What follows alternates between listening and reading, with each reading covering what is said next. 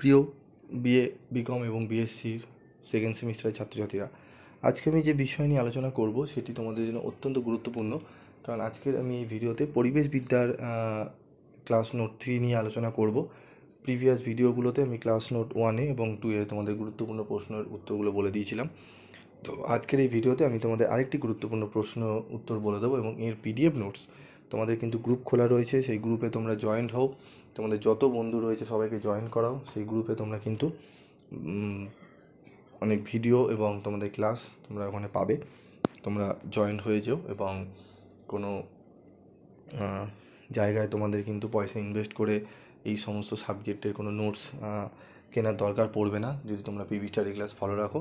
তোমাদের বইয়ের নামও আমি বলে দিয়েছি, তোমাদের বই কিন্তু জুন মাস থেকে অ্যাভেলেবেল হয়ে যাবে, তোমরা সেগুলো দেখে নেবে। তো দেখো, আমাদের প্রথম প্রশ্ন দিয়েছিলাম জনসংখ্যা বৃদ্ধি কী, পরিবেশের ওপর জনসংখ্যা বৃদ্ধির প্রভাবগুলি লেখো, এই প্রশ্নটি দিয়েছিলাম।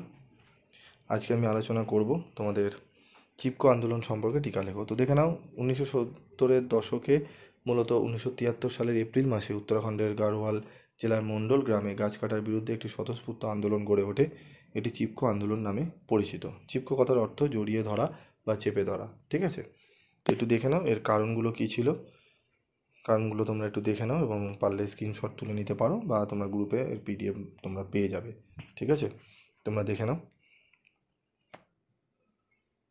গান্ধীবাদী নেতা শ্রী সুন্দরলাল বহুগুণা, কিছু স্বেচ্ছাসেবক ও গ্রাম্য মহিলাগণের নেতৃত্বে এই আন্দোলন শুরু হয়। ঠিক আছে, এগুলো তোমরা একটু দেখে নাও।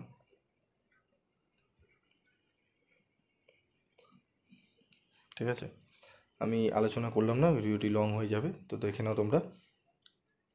এই আন্দোলনের সঙ্গে যুক্ত অন্যান্য সমাজকর্মী ও পরিবেশপ্রেমীরা হলেন কে? সরলাবেন, মীরাবেন, গোপেশ্বর, চঞ্জি প্রসাদ ভাট, গৌরী দেবী প্রমুখ। ঠিক আছে, তো এরকমই টু দি পয়েন্ট অ্যান্সারের নোটস পেতে অবশ্যই তোমাদের চ্যানেলের সাথে থাকতে হবে এবং ভিডিওটি প্রচুর পরিমাণে শেয়ার করতে হবে যাতে সকলেই এই ভিডিওর উপকার পেয়ে থাকে। তো আজকের মতো এটুকুই, দেখা হচ্ছে পরবর্তী ভিডিওতে। সকলে ভালো থেকো, সুস্থ থেকো এবং তোমাদের আর অন্যান্য কোন কোন সাবজেক্টের উত্তর লাগবে তোমরা অবশ্যই লিখে জানিও। আজকের মতো এটুকুই।